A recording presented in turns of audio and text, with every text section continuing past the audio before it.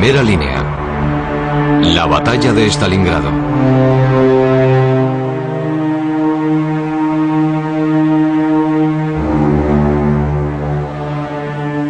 En otoño de 1942, solo la resistencia del Ejército Rojo se interponía entre Hitler y la conquista de la ciudad que más anhelaba en todo el mundo, Stalingrado.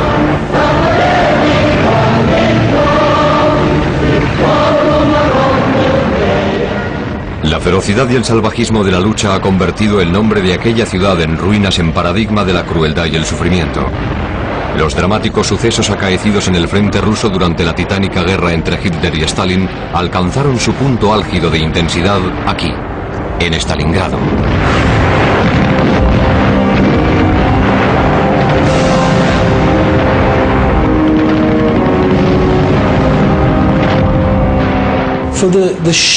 El salvajismo y la atroz naturaleza de la batalla de Stalingrado hacen que resulte imposible hallar alguna otra batalla comparable a ella, pues la lucha fue intensísima y muy prolongada, además de tener lugar en las peores condiciones climáticas imaginables, en pleno invierno ruso. No temían el deshonor, ni temían la muerte, porque ya habían estado en el infierno. Fue terrible para los jóvenes que venían de casa como refuerzo y se encontraron envueltos de inmediato en algún horroroso ataque o contraataque. Era como asesinarlos. Fue la primera gran derrota del ejército alemán de la Segunda Guerra Mundial. Todo un ejército fue destruido, 250.000 hombres. Fue un revés imposible de ignorar. El primer año de la guerra entre Hitler y Stalin había sido un año de éxitos para el ejército alemán. Aunque no habían llegado a tomar Moscú ni Leningrado, sus tropas se hallaban a la puerta de ambas ciudades. Los alemanes mantenían la iniciativa estratégica y podían elegir cuál de las grandes ciudades atacar. El mundo contenía el aliento. Hitler tenía todos los ases en 1942. En mi opinión, todo el mundo, y probablemente también Stalin, esperaba que decidiera finalmente atacar Moscú. Sin embargo, tampoco sería ilógico esperar que quisiera acabar con el dilatado sitio de Leningrado. Pero lo que él hizo fue algo muy inteligente: centrar su campaña en otro punto estratégico, en la parte sur del país. Los oficiales alemanes deseaban tomar la parte meridional de la Unión Soviética a causa de sus reservas de petróleo, sus recursos económicos y su riqueza agrícola. Alemania no tenía suficiente petróleo. En realidad solo poseía los yacimientos petrolíferos de Rumanía, y tomar la parte sur sería una gran ayuda para el país en la guerra, y sobre todo privaría a los rusos de una valiosa fuente de combustible, de modo que era una estrategia muy bien pensada y desde luego pilló desprevenido a Stalin. Sin embargo, el inconveniente era que esto ponía a las tropas alemanas al límite de sus capacidades. En el verano de 1942 se preparaba la Operación Azul y el Grupo de Ejércitos Sur, bajo las órdenes de Fedor von Bock, fue reforzado hasta concentrar casi la mitad de las tropas alemanas destacadas en Rusia.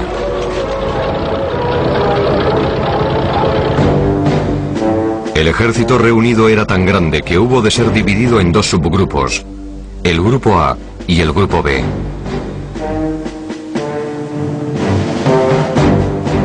El grupo de ejércitos A, mandado por el mariscal de campo List, debía avanzar por las montañas del Cáucaso, capturando los preciados campos de petróleo que Alemania necesitaba para continuar la guerra. El grupo de ejércitos B, a las órdenes del mariscal de campo von Weiss, saldría de Kharkov en dirección a Stalingrado, una ciudad cuyo nombre quedaría grabado en las páginas de la historia.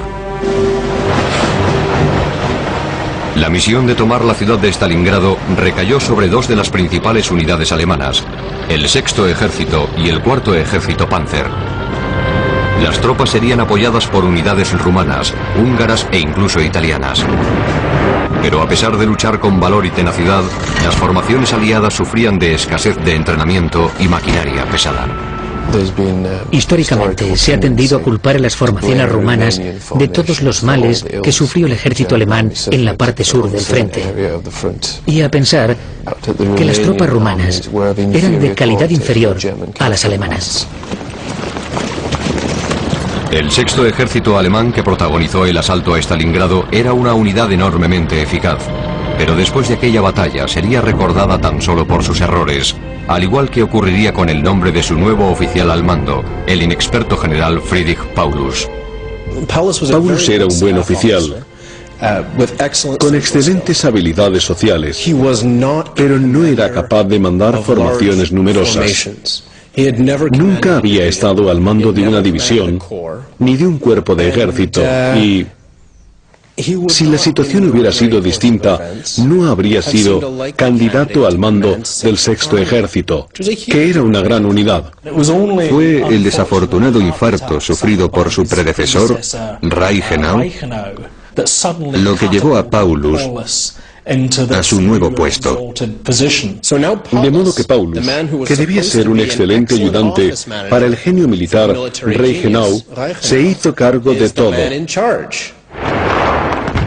No resulta exagerado decir que el resultado de la Segunda Guerra Mundial se decidió aquí, entre las humeantes ruinas de Stalingrado. Y el nombre de Paulus estará para siempre unido al de la asolada ciudad. Los alemanes prácticamente habían conseguido tomar la ciudad sin necesidad de luchar en las calles. Pero Paulus dudó antes de lanzar el último ataque. El sexto ejército alemán podría haber vencido en Stalingrado, pero solo si se cumplía una condición, que para el 13 de septiembre de 1942 hubieran logrado rodear la ciudad, y los dos regimientos soviéticos se hubieran visto obligados a defenderla, el 62 y el 64. Se cometieron muchos errores, y el error principal fue poner al mando a Paulus. Lo que hizo a finales de agosto fue descansar, reagrupar tropas y recuperar fuerzas antes de dirigirse hacia el sur para unirse al cuarto ejército de Panzers. Desde el cuartel general del Grupo B le dijeron que se fuera al sur, y él retrasó la partida 2 días que serían cruciales, pues eso permitió al ejército ruso escapar de la trampa alemana y volver a Stalingrado. Pero la unidad de Paulus no era un regimiento armado, no poseía una logística rápida, ni tenía carros de transporte de tropas. Sus soldados avanzaban a pie. Los encargados de la logística iban a caballo o en carro. Su único apoyo era una línea de ferrocarril de baja capacidad. Hoch zu Ross geht es an die Maschinen. Todo estaba dispuesto para una de las batallas más catastróficas de la historia.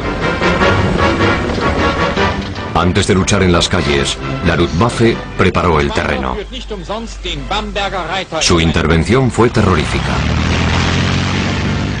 Los más de 600 aviones pertenecientes al octavo cuerpo de las fuerzas aéreas realizaron numerosas incursiones bombardeando la ciudad de forma devastadora. Desgraciadamente, las bombas de la Luftwaffe no lograron acabar con la voluntad de los rusos que defendían el terreno. Wolfram von Richthofen, que era el oficial al mando de la cuarta flota aérea, no veía bien la lucha que tenía lugar en tierra. Pensaba que los soldados del sexto regimiento no estaban haciendo todo lo posible por tomar la ciudad. Y su respuesta fue demostrar lo que se podía lograr con un líder eficaz y experto y con la aplicación de la fuerza. Por eso ordenó a sus hombres que dejaran Stalingrado en ruinas. Anteriormente, Hitler había tenido muchísimo éxito en sus incursiones aéreas y sus bombardeos. Generalmente las ciudades se rendían. Pero en Stalingrado las bombas solo dejaron ruinas y montones de cascotes, y eso dio a sus defensores la oportunidad de convertir la ciudad esencialmente en una fortaleza. Durante el otoño de 1942, el sexto ejército avanzaba lentamente hacia Stalingrado. Las ruinas de la ciudad recibieron el apodo de la trituradora de carne, a causa de las numerosas bajas producidas por la lucha, que se había convertido en una guerra de guerrillas librada en cada casa e incluso desde el interior de las cloacas.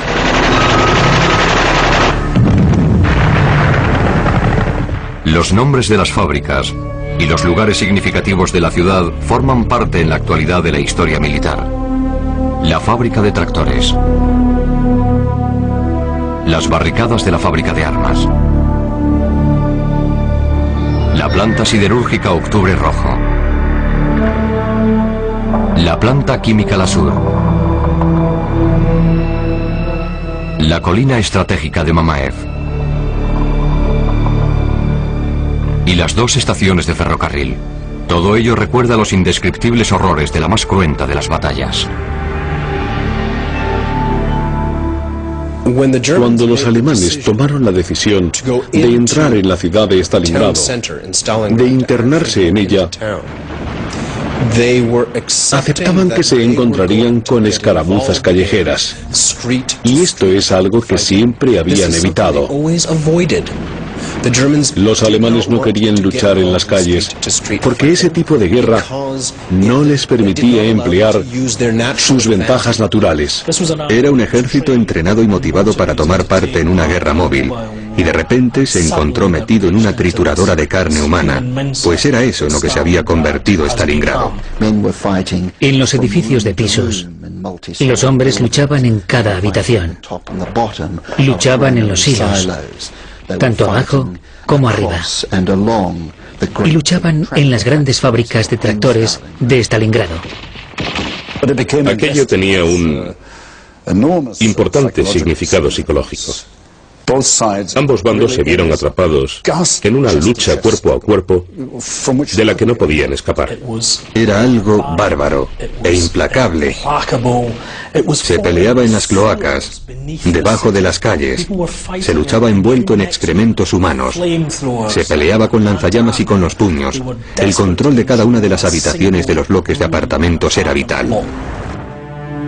A pesar de la heroica resistencia rusa, a principios de octubre los alemanes habían conseguido ocupar el 70% de la ciudad. A fines de aquel mismo mes, el 62 Regimiento ruso, mandado por el general Chuikov, se hallaba acorralado contra el Volga. Sin embargo, consiguieron mantener el terreno allí gracias a la ayuda de los ferries, que les llevaban bombas y municiones desde la otra orilla del río, aún en manos rusas. Los soldados del Ejército Rojo continuaron recibiendo suficientes víveres y municiones para continuar la lucha. Sin embargo, en la tercera semana de octubre, daba toda la impresión de que los rusos serían derrotados. Pero cuando las tropas alemanas se acercaban peligrosamente a la orilla del Volga, Chuikov animó a sus hombres a defender el terreno, dirigiendo la resistencia en persona y salvando así la situación. Una vez más, la capacidad demostrada por el Ejército Rojo para mantener y ganar terreno evitó la caída de la ciudad. Creo que muchos oficiales habrían decidido, lógicamente, controlar la batalla desde la orilla este del Volga, desde donde podrían tener una idea más clara de la lucha y dirigirla con más eficacia. Paulus, por ejemplo, estaba a 25 kilómetros de allí en un aeropuerto. Y no es cuestión de cobardía, es su trabajo, mantener la vista puesta en todo el campo de batalla desde una posición desde la cual pueda dirigir las operaciones. Pero Chuikov entendió que en esas circunstancias era esencial que sus hombres le vieran allí, con ellos. Cumplía las directivas de Stalin.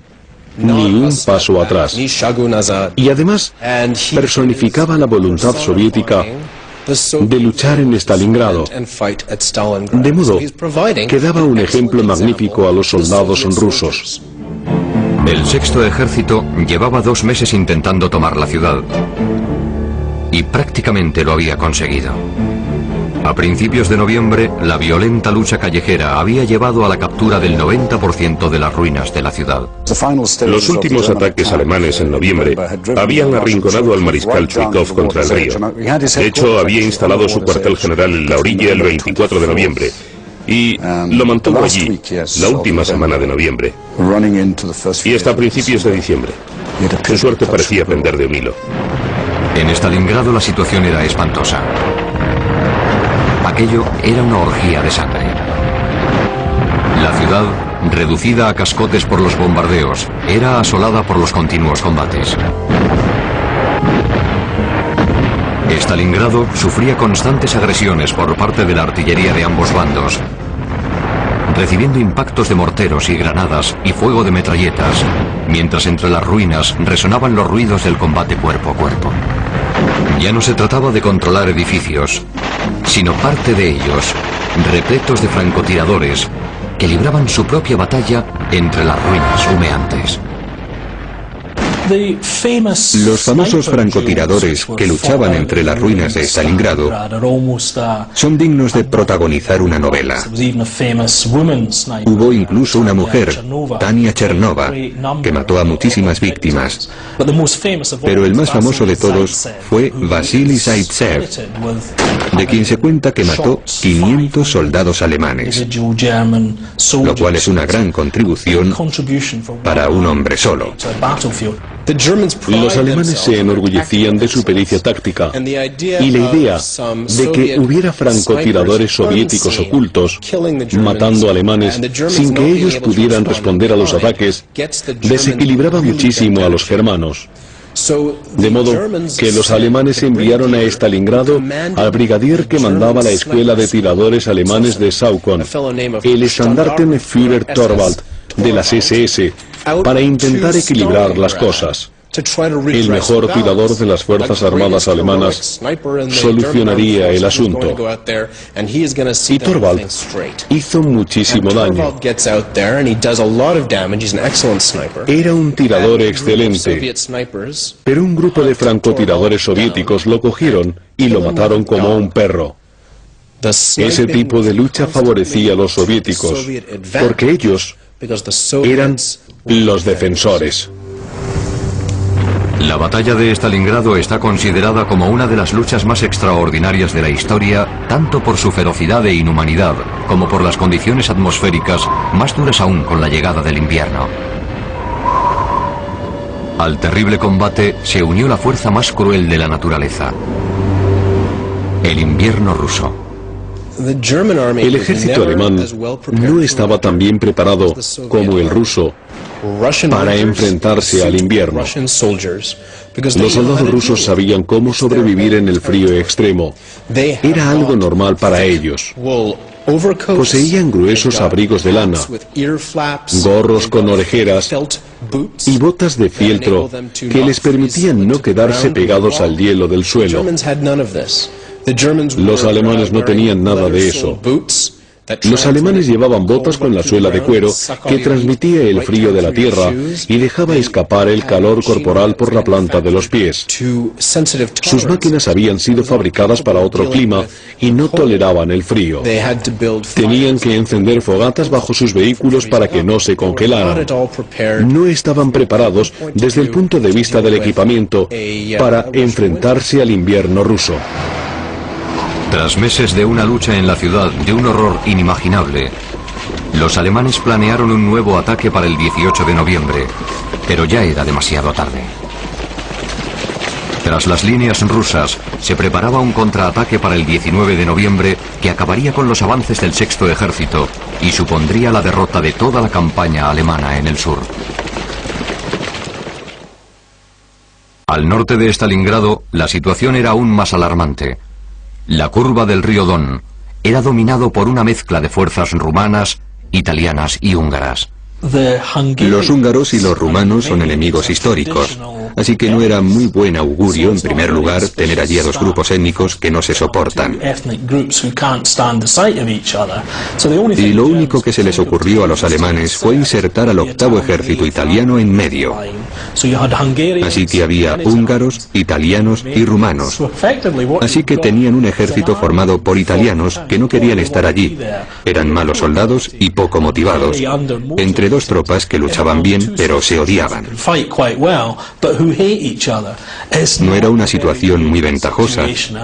Era obvio para muchos de los oficiales del alto mando alemán que allí se preparaba una posible catástrofe. Hitler no solo ignoró los consejos de sus generales, que se volvían cada vez más cautos con el desarrollo de la campaña, sino que continuaba debilitando los flancos de ambos grupos, retirando fuerzas de allí para cumplir su gran obsesión: la captura de la ciudad bautizada en honor a su gran rival. Y eso significaba, sin entrar en detalles, que los alemanes empleaban muchísimo tiempo y esfuerzo y desperdiciaban miles de vidas metiéndose en ese pequeño agujero de la orilla del Volga. Se enterraron en Stalingrado, así que sí, los alemanes lograron controlar la mayor parte de la ciudad, pero también habían dejado la mayor concentración de fuerzas de todo el frente oriental atrapadas en una sola ciudad, de modo que hicieron el trabajo de los soviéticos por ellos.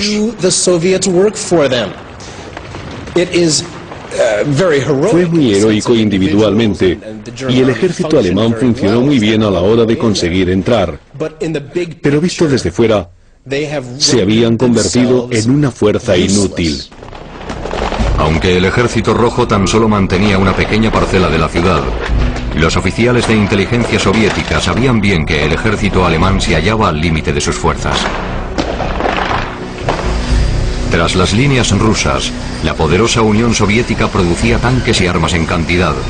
Además, todavía contaba con una amplia reserva de hombres que podían ser reclutados, por lo que podrían realizar un gran contraataque.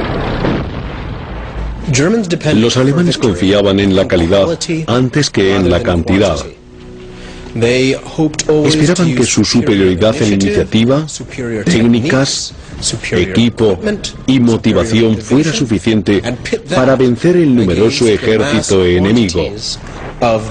Pero un viejo refrán comunista dice: la cantidad siempre conlleva cierta calidad.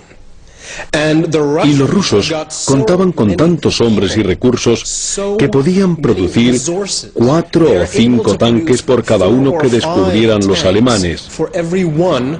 Y como resultado, estos no podían vencer a los rusos contando solo con su calidad. Y lo peor es que los alemanes estaban librando esa batalla al final de una línea de suministros de 2000 kilómetros de longitud. Cada bala, cada pistola y cada paquete de comida tenían que ser llevados de Berlín a Stalingrado. Y esa sería la razón de la inminente catástrofe.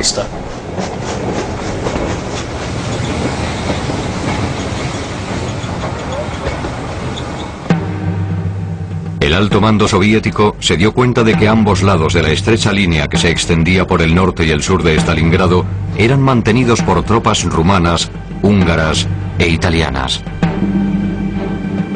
Y fue en estas áreas donde se inició el gran contraataque ruso. Muchos oficiales del alto mando alemán eran conscientes de los peligros, y Seitzler, el jefe del Estado Mayor, voló hasta el cuartel general de Hitler para pedir permiso para retirar las tropas antes de comenzar la ofensiva soviética. Pero Hitler se obstinó en no mover sus fuerzas del Volga, y el resto es historia. El contraataque soviético, que se inició el 19 de noviembre de 1942, fue una catastrófica sorpresa para los alemanes. Estos habían visto pistas y sospechaban que ocurría algo, pero no eran conscientes de la escala de lo que estaba por venir. Lo primero que ocurrió fue que al norte del Don, al norte de Stalingrado, varios ejércitos soviéticos, incluido un cuerpo de tanques, cayeron sobre el flanco alemán, que no era un flanco alemán. Eran tropas rumanas que a la vista del avance ruso salieron huyendo. Al sur de Stalingrado se había iniciado otra ofensiva con la misma fuerza, de modo que los alemanes descubrieron que tenían que luchar en dos frentes, uno por el norte y otro por el sur. Y tuvieron que organizar rápidamente una defensa extremadamente difícil bajo esas condiciones. Intentaron estabilizar el área que tenían que mantener los rumanos, pero no mantenían. Y entonces descubrieron que se hallaban en una trampa gigantesca. El ataque no se extendía a lo largo de unos pocos kilómetros, sino que ocupaba decenas de ellos, lo que fue una gran sorpresa para el mando alemán. Realmente la fuerza, la velocidad y la fiereza de la ofensiva le cogió por sorpresa. No se trataba de un contraataque local, era una guerra a gran escala. El 22 de noviembre, los dos ejércitos rusos se encontraron cercando Stalingrado. Los cazadores se habían convertido en presas y comenzaba una carrera contra el tiempo. Incluso el poco experimentado general Paulus pidió que se le permitiera retirar sus tropas. Herr-Sennenberg se libró por los pelos. Se hallaba a bordo de un tren de tropas con destino a Stalingrado, cuando este fue detenido a mitad del viaje. A mediados de noviembre del 42, íbamos cada vez más hacia el este, en el tren. Debió de ser el día 22 cuando llegamos a Kalatz, una ciudad que hay junto al río Don, a tan solo unos kilómetros de la curva del Volga y de Stalingrado. Llegamos a la estación anterior a Stalingrado, que era la de Kalatz, y debíamos bajar del tren para descansar en Kalatz, pero cuando fuimos a bajar, vimos que los rusos estaban disparando en la estación. Nos parecía imposible, pero tuvimos que bajar y buscar refugio porque las balas volaban a nuestro alrededor. Unas horas antes, los rusos habían logrado cercar Stalingrado y las tropas italianas y rusas pasaban por delante de nosotros confusas. Los rusos habían atravesado el sector rumano y habían cerrado el círculo. Durante los primeros días del asedio, los 300.000 hombres del Sexto Ejército, rodeados en un área de 30 kilómetros por 50, apenas tenían víveres para 6 días y munición para 2.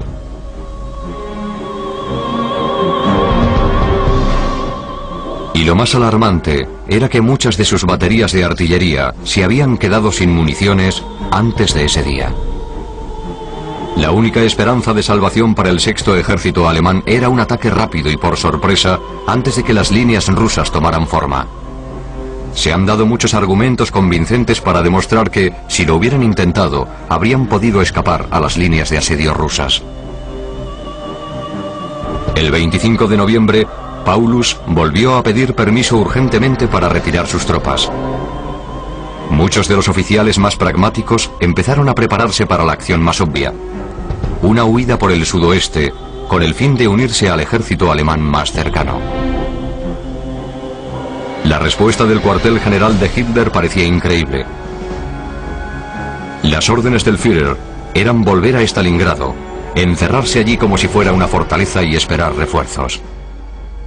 Pero el llamar fortaleza a Stalingrado no lo transformaba en una. Lo único que había allí era una débil línea de infantería y cientos de escondrijos que no serían suficientes para mantener el control de la ciudad contra las fuerzas rusas superiores en número. Al no aprovechar la única oportunidad que tenía de escapar, el Sexto Ejército se condenó irremisiblemente. Sin embargo, muchos de los hombres y oficiales todavía mostraban una fe inquebrantable en Adolf Hitler. El 26 de noviembre, Hitler envió un mensaje a las atribuladas tropas de Stalingrado, ordenándoles resistir y prometiéndoles hacer todo lo que estuviera en su poder para darles apoyo.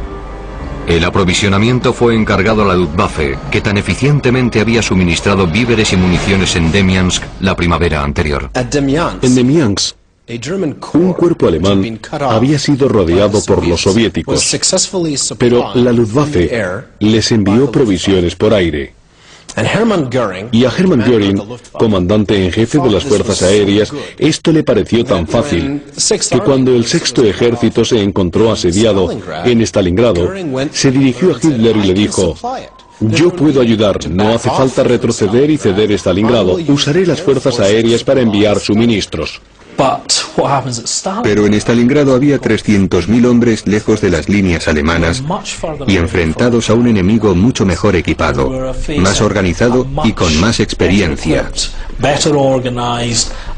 Así que aunque sí había cierto paralelismo entre Demyansk y Stalingrado, simplemente el número de hombres involucrado, 300.000, hacía imposible el envío de todo el alimento y munición necesaria, y la consecuencia era que el ejército moriría de hambre. Hermann Göring accedió inmediatamente a llevar 550 toneladas de suministros diarias. A pesar del escepticismo de los altos mandos del ejército de tierra, la operación aérea comenzó el 25 de noviembre. Los primeros días, los resultados fueron catastróficos para los soldados que continuaban luchando entre las ruinas de la ciudad. El primer día solo llegaron 140 toneladas de víveres, el segundo día la misma cantidad, y el tercer día el desesperado ejército alemán no recibió ni un envío. En Stalingrado solo había 2 pistas de aterrizaje disponibles, y ambas se hallaban a unos 25 kilómetros de la ciudad. Los campos de aterrizaje de Gumrak y Pitomnik estaban tan al descubierto que la Luftwaffe no tenía ningún lugar en que aterrizar en las proximidades del Sexto Ejército. Y la situación empeoró al estrechar el perímetro las fuerzas rusas. La niebla hacía casi imposible los vuelos, y las bajas temperaturas deterioraban los aviones alemanes, que tenían que ser revisados constantemente por los mecánicos. Además, las fuerzas aéreas soviéticas volaban cada vez más, y sus pilotos se hacían más expertos con el tiempo. Casi 500 aeronaves de transporte alemanas fueron derribadas cuando llevaban suministros a la zona. La idea de Goering resultó ser un fracaso, y los soldados alemanes pronto empezaron a sentir los efectos del hambre. Sin embargo, el apoyo aéreo solo era una parte de la estrategia de Hitler para aliviar la situación de Stalingrado. Se ordenó a von Manstein formar un nuevo grupo de ejércitos, el Grupo Don. La formación incluía al Sexto Ejército y a los elementos del Cuarto Ejército de Panzer atrapados en Stalingrado. Al otro lado de las líneas rusas, los refuerzos consistían en la parte del Cuarto Ejército de Panzer que había quedado fuera del círculo, apoyado por las maltratadas tropas rumanas. A pesar de ser obvio que esas fuerzas eran demasiado débiles para la misión encomendada, era imperativo hacer alguna tentativa. Las órdenes del general Hoth, al mando del Cuarto Ejército de Panzer, eran parar los ataques enemigos y volver a tomar las posiciones ocupadas previamente. El otro elemento de la estrategia de von Manstein era la actuación de las unidades de infantería móvil del maltratado Sexto Ejército que debían escapar por el oeste para encontrarse con el Cuarto Ejército de Panzer. Ambas fuerzas juntas formarían un corredor por el cual se retiraría el resto del Sexto Ejército, todavía en Stalingrado. Para von Manstein, los problemas empezaron antes de que sus fuerzas atacaran a los rusos. Los refuerzos, que eran su única esperanza contra el ejército ruso, no llegaban.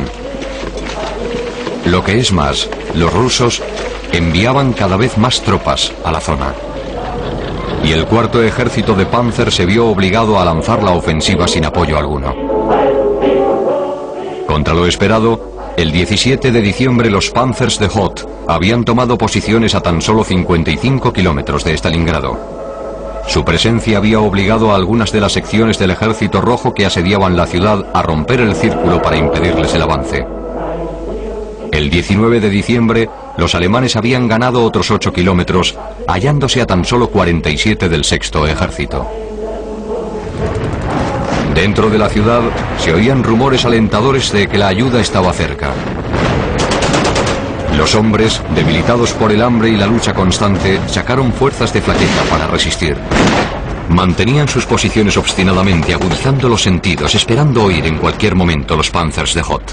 A mediados de diciembre, el Volga se había congelado completamente, de modo que los rusos pudieron construir un camino que lo cruzaba. Así que a mediados de diciembre los rusos podían llevar a sus soldados de Stalingrado alimento, combustible para calentarse y munición para seguir luchando. A mediados de diciembre, a los alemanes no les llegaban suministros y como consecuencia, los soldados solo podían comer unos 60 gramos de pan y unos 15 gramos de azúcar al día, lo que no es suficiente para mantenerse sano. Con esa escasa nutrición, el cuerpo humano se vuelve muy vulnerable a las enfermedades y bajo un frío extremo, Otro peligro grave es el de congelación. Los alemanes morían misteriosamente de un mal que los médicos alemanes no comprendían.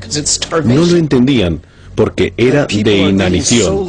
Los hombres tenían tan poco que comer que no resistían las enfermedades y cogían el tifus, la difteria y se llenaban de piojos. Los cirujanos tenían que usar una espátula para arrancar los piojos a los soldados alemanes antes de operarlos. Von Manstein pidió urgentemente a Hitler que permitiera retirarse al Sexto Ejército, atacando a los rusos por el este y el oeste. Una vez reunidos los alemanes, las 3.000 toneladas de víveres y municiones que había tras el Cuarto Ejército de Panzer podrían llegar hasta los hombres que salían de la ciudad. Sería una acción desesperada para el Sexto Ejército. Solo 100 de sus tanques seguían operativos y solamente tenían combustible para un viaje de 30 kilómetros como mucho. Y también era muy cuestionable que los hombres de Paulus, agotados y medio muertos de hambre, pudieran montar cualquier tipo de campaña. Consciente de los riesgos y con órdenes de Hitler de mantener posiciones, Paulus no intentó la huida y condenó a la mayor parte del 250.000 de hombres que le obedecían a una muerte lenta y dolorosa. En sus memorias, Manstein se preocupó de insinuar que Paulus tuvo la oportunidad de escapar del sitio y no la aprovechó. En realidad, Manstein había ordenado la operación Tormenta de Invierno, que debía ser una operación de socorro. Debían llegar hasta la ciudad y proporcionar suministros. El verdadero código para la huida era el de Operación Trueno, y a Paulus se le había dicho que se retirara solamente cuando diera el nombre de Trueno. Y Manstein nunca le dio el código, así que es injusto insinuar, como se hace con frecuencia, que Paulus tenía libertad de movimientos. Hitler le había dejado muy claro que no tenía libertad de movimientos, que debía mantenerse en el Volga. Y no es muy justo por parte de Manstein el sugerir que aquello fue culpa de Paulus. Él no recibió nunca órdenes de sus superiores de retirarse, y esa clase de hombres siempre seguían la normativa. Eso era lo que hacía funcionar al ejército alemán, lo que les había hecho ganar tantas campañas. Para Año Nuevo, el Grupo Don había abandonado a su sino al Sexto Ejército, retirándose hasta Rostov. Uno de los argumentos que se dio en aquel momento para el sacrificio del Sexto Ejército de Paulus en Stalingrado fue el hecho de que era una acción noble y muy importante. En otras palabras, que así estaban entreteniendo a las fuerzas soviéticas, que no podrían avanzar más y atacar al otro grupo de ejércitos que operaba en el Cáucaso. En otras palabras, que así daban al ejército alemán que estaba en el Cáucaso tiempo para retirarse, para escapar de una trampa soviética aún mayor. Y ese argumento posee cierta fuerza. Ciertamente era verdad en la primera parte de la operación de asedio, pero con el tiempo, hacia mediados de diciembre, ese argumento tenía cada vez menos fuerza. Lo primero porque los rusos se daban cuenta de que no necesitaban tantas fuerzas para asediar Stalingrado, y muchas unidades iban siendo liberadas del sitio. Y en segundo lugar, los rusos también estaban planeando una operación mucho más amplia para rodear a los alemanes. Con el descenso de las temperaturas, el frío mató tanto a alemanes como a rusos. Solamente en el día de Navidad murieron 1.500 alemanes de congelación.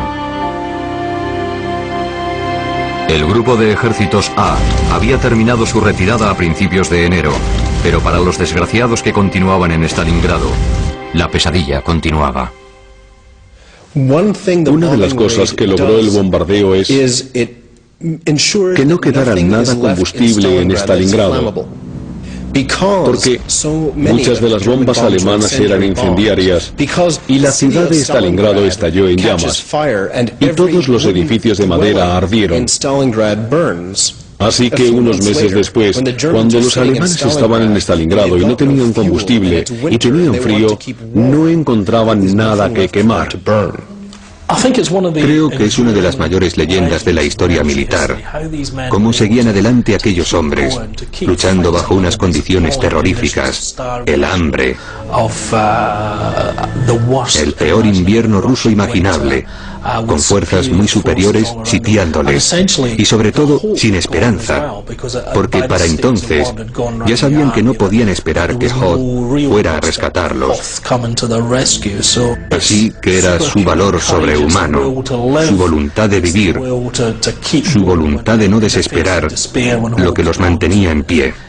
Eso es algo que, afortunadamente, nunca hemos tenido que experimentar en nuestras cómodas vidas. Pero había algo que mantenía en pie a aquellos hombres y probablemente era tan solo la voluntad de sobrevivir. A finales de enero, los alemanes estaban empezando a desertar. Ya no temían desertar, porque la muerte era preferible a vivir en Stalingrado. Así que aunque murieran de un tiro antes de rendirse a los soviéticos, eso ya no les daba miedo. Y no temían el deshonor, ni temían la muerte, porque ya habían estado en el infierno. Los soldados alemanes corrientes se fueron dando cuenta gradualmente de la catástrofe a la que estaban abocados. Al estrecharse el perímetro, las pistas de aterrizaje cayeron en poder de las fuerzas rusas. Y Herr Schöneberg tuvo que dar las gracias al cielo por segunda vez por perdonarle la vida. 3 semanas más tarde nos dijeron: vais a ir en avión, volaréis hasta Stalingrado. Y nos llevaron a un aeródromo. Nos metieron en aviones de transporte y salimos hacia Stalingrado. En Stalingrado había 2 campos en los que podían aterrizar los aviones alemanes. Pitomnik y Konrad se llamaba, creo. Y creo que uno de esos 2 había sido tomado por los rusos. Así que solo quedaba una pista y no nos pudieron dejar allí. En el interior de Stalingrado, la situación del Sexto Ejército se deterioraba rápidamente. El día 8 de enero, los rusos hicieron llegar a Paulus los términos impuestos para su rendición. Hitler se negó a capitular. Los soldados alemanes morían de inanición y de agotamiento, además de frío, y ya había informes que hablaban de suicidios masivos. Los soldados alemanes estaban tan desesperados que el suicidio les parecía una alternativa más atractiva que la vida en Stalingrado. Y el general Paulus tuvo que dictar una orden prohibiendo específicamente el suicidio, porque temía que todo su ejército se suicidara en masa, ahorrando a los rusos el trabajo de hacerlo. Pero su orden no detuvo los suicidios. Los cañones alemanes solo podían disparar una bala al día, y solamente en caso de emergencia. Incluso después de la retirada del grupo de ejércitos A, Hitler continuó negándose a permitir la rendición de sus hombres. Y estos, medio enloquecidos por el hambre y las enfermedades, siguieron resistiendo. Tras la pérdida de ambas pistas de aterrizaje, la Luftwaffe intentaba aprovisionar a los hombres de su ejército enviando los paquetes por paracaídas. Pero la mayoría de los suministros caían en tierra de nadie, o peor aún, en manos de sus enemigos. Mientras los valientes soldados del Sexto Ejército eran empujados hacia la ciudad, las tropas alemanas fueron divididas en 2 grupos. El fin era inminente. Pero Hitler no quería aceptar que el esfuerzo sobrehumano de sus hombres resultara inútil. El 30 de enero, Hitler ascendió a Paulus a mariscal de campo. Desde la unificación de Alemania, ningún mariscal de campo se había rendido jamás, por lo que Hitler dejaba muy claro con su decisión que si Paulus no se sentía capaz de luchar hasta el fin, debía suicidarse. Pero de hecho el general no hizo ninguna de las 2 cosas. Al día siguiente, el 31 de enero de 1943, Paulus se rindió. Le seguían 90.000 hombres famélicos y enfermos que caminaban como zombis, convertidos en prisioneros de guerra. Solo 5.000 de ellos sobrevivirían para volver a Alemania.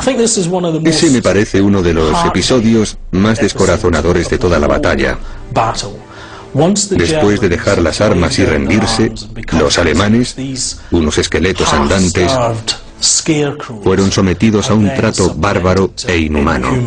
90.000 hombres fueron capturados y solo 5.000 de ellos lograron volver a Alemania, y algunos 13 o 14 años después.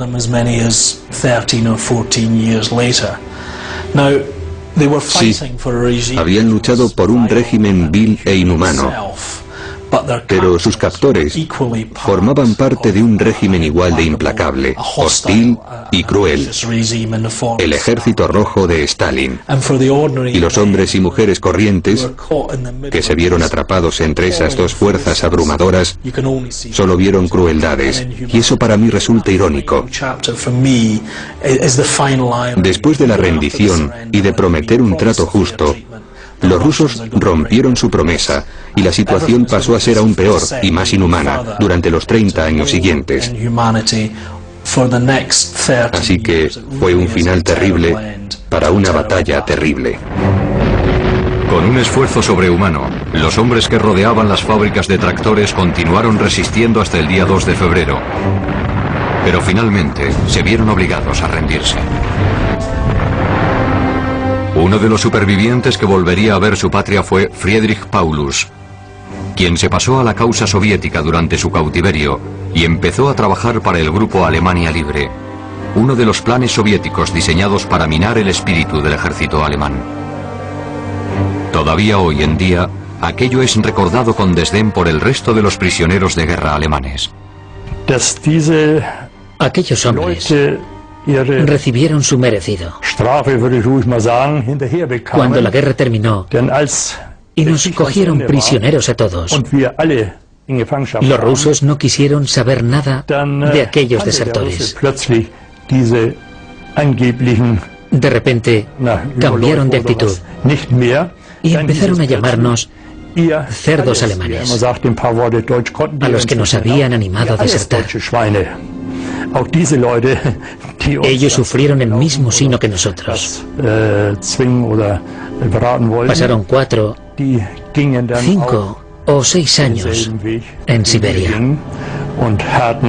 Y, si se me permite decirlo, fue un castigo muy leve para su traición. Desprecio a aquellos hombres, porque lo peor que puede hacer uno es traicionar a sus compañeros. A pesar de que los nazis y su maquinaria de propaganda intentaron convertir en héroes a los defensores de Stalingrado con dibujos como este, que aparecía en la revista de la Wehrmacht, la magnitud del desastre era evidente. 30.000 hombres, hijos, padres o hermanos de alguien habían muerto, y toda Alemania se hallaba en duelo por ellos. Al anunciar la catástrofe acaecida en Stalingrado al resto de las tropas del este, el alto mando alemán ordenó que los oficiales leyeran a sus hombres el último mensaje recibido por radio desde las ruinas de la fábrica de tractores durante los últimos días de la lucha. El mensaje decía: somos los últimos supervivientes de este lugar. 4 de nosotros estamos heridos. Llevamos 4 días ocultos entre las ruinas de la fábrica de tractores. No hemos comido nada en 4 días. Acabo de cargar mi automática por última vez. Dentro de 10 minutos llegarán los bolcheviques. Decidle a mi padre que he cumplido con mi deber y que sabré morir como un hombre. ¡Viva Alemania! Heil Hitler. Creo que la mayor paradoja de la batalla de Stalingrado es que ninguno de los bandos esperaba luchar allí. Ni los alemanes ni los rusos. Pero para Hitler y Stalin, la batalla de Stalingrado se convirtió en una prueba de voluntad, en una prueba de compromiso. Lo consideraban una prueba de capacidad y una declaración política. Y al intentar reducir Stalingrado, la ciudad, el sexto ejército se acercó hasta quedar encerrado en ella.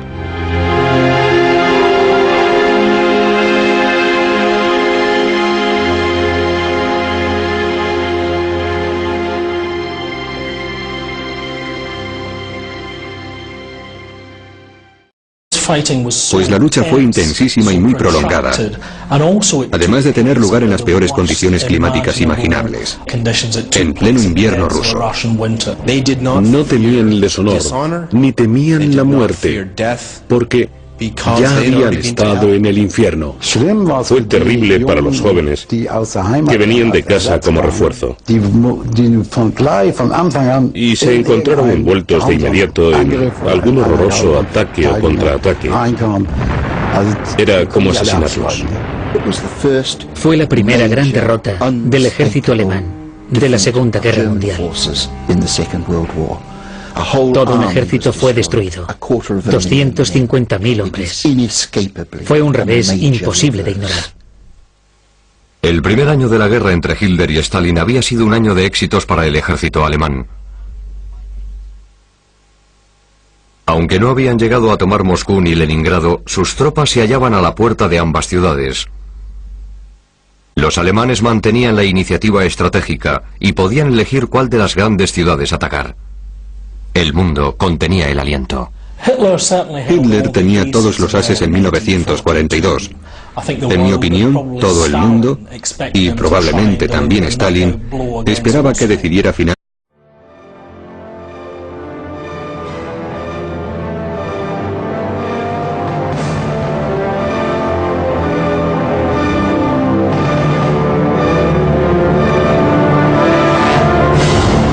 En primera línea, la batalla de Stalingrado.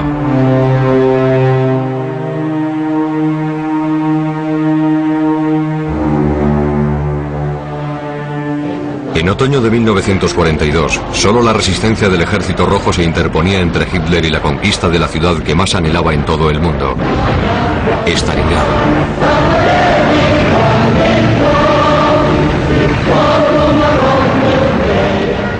La ferocidad y el salvajismo de la lucha ha convertido el nombre de aquella ciudad en ruinas en paradigma de la crueldad y el sufrimiento.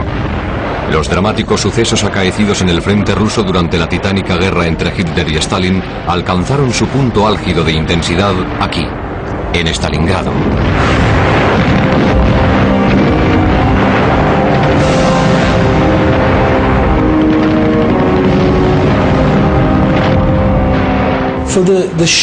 El salvajismo y la atroz naturaleza de la batalla de Stalingrado hacen que resulte imposible hallar alguna otra batalla comparable a ella. El ejército SA, mandado por el mariscal de campo List, debía avanzar por las montañas del Cáucaso, capturando los preciados campos de petróleo que Alemania necesitaba para continuar la guerra. El grupo de ejércitos B, a las órdenes del mariscal de campo von Weiss, saldría de Kharkov en dirección a Stalingrado, una ciudad cuyo nombre quedaría grabado en las páginas de la historia. La misión de tomar la ciudad de Stalingrado recayó sobre dos de las principales unidades alemanas, el Sexto Ejército y el Cuarto Ejército Panzer. Las tropas serían apoyadas por unidades rumanas, húngaras e incluso italianas. Pero a pesar de luchar con valor y tenacidad, las formaciones aliadas sufrían de escasez de entrenamiento y maquinaria pesada. Históricamente se ha tendido a culpar a las formaciones rumanas de todos los males que sufrió el ejército alemán en la parte sur del frente, y a pensar que las tropas rumanas eran de calidad inferior a las alemanas. El Sexto Ejército alemán que protagonizó el asalto a Stalingrado era una unidad enormemente eficaz, pero después de aquella batalla sería recordada tan solo por sus errores, al igual que ocurriría con el nombre de su nuevo oficial al mando, el inexperto general Friedrich Paulus. Realmente atacar Moscú. Sin embargo, tampoco sería ilógico esperar que quisiera acabar con el dilatado sitio de Leningrado. Pero lo que él hizo fue algo muy inteligente: centrar su campaña en otro punto estratégico, en la parte sur del país. Los oficiales alemanes deseaban tomar la parte meridional de la Unión Soviética a causa de sus reservas de petróleo, sus recursos económicos y su riqueza agrícola. Alemania no tenía suficiente petróleo. En realidad solo poseía los yacimientos petrolíferos de Rumanía, y tomar la parte sur sería una gran ayuda para el país en la guerra, y sobre todo privaría a los rusos de una valiosa fuente de combustible, de modo que era una estrategia muy bien pensada y desde luego pilló desprevenido a Stalin. Sin embargo, el inconveniente era que esto ponía a las tropas alemanas al límite de sus capacidades. En el verano de 1942 se preparaba la Operación Azul y el grupo de ejército sur, bajo las órdenes de Fedor von Bock, fue reforzado hasta concentrar casi la mitad de las tropas alemanas destacadas en Rusia.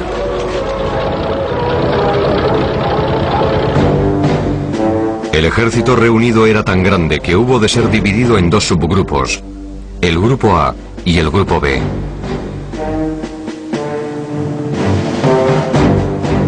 El grupo... Paulus era un buen oficial, con excelentes habilidades sociales, pero no era capaz de mandar formaciones numerosas.